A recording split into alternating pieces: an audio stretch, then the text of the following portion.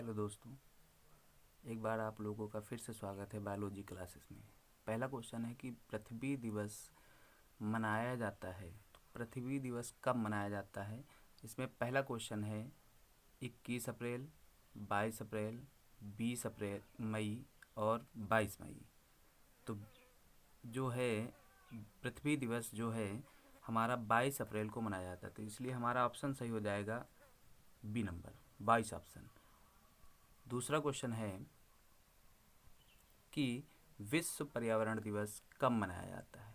पहला ऑप्शन है 3 मई, दूसरा ऑप्शन 8 मई, तीसरा ऑप्शन 5 जून और चौथा ऑप्शन है 4 जून। तो विश्व पर्यावरण दिवस जो है हमारा 5 जून को मनाया जाता है। अगला क्वेश्चन है हमारा कि भारत का पहला राष्ट्रीय उद्यान कौन सा है।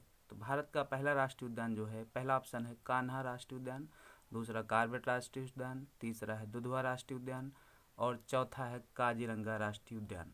तो इसमें जो हमारा ऑप्शन है वो बी यानी कॉर्बेट राष्ट्रीय उद्यान, कॉर्बेट नेशनल पार्क, ये भारत का पहला राष्ट्रीय उद्यान था।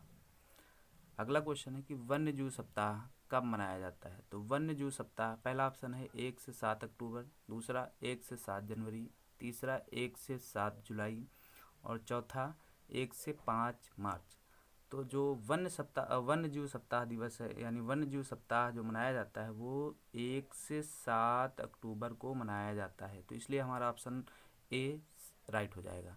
अगला क्वेश्चन है फेफड़ों से शुद्ध रुधिर आता है। तो फेफड़ों से शुद्ध रुधिर कहाँ पे आता है। पहला ऑप्शन है दाएं निलय में, दूसरा ऑप्शन है बाएं अलिंद में, तीसरा ऑप्शन है बाएं निलय में और चौथा ऑप्शन है दाएं अलिंद में।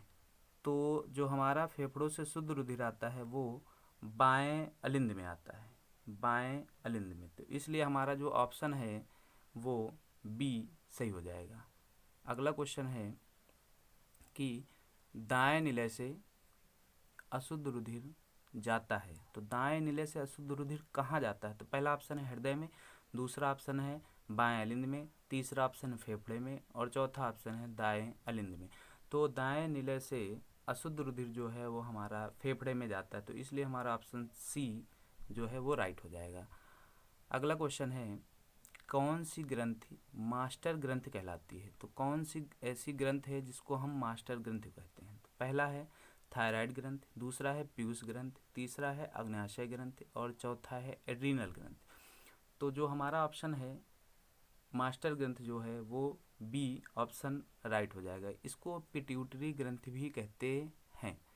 तो अगला क्वेश्चन जो है वो है डीएनए के 2 खंडों को जोड़ने वाला एंजाइम कौन सा होता है।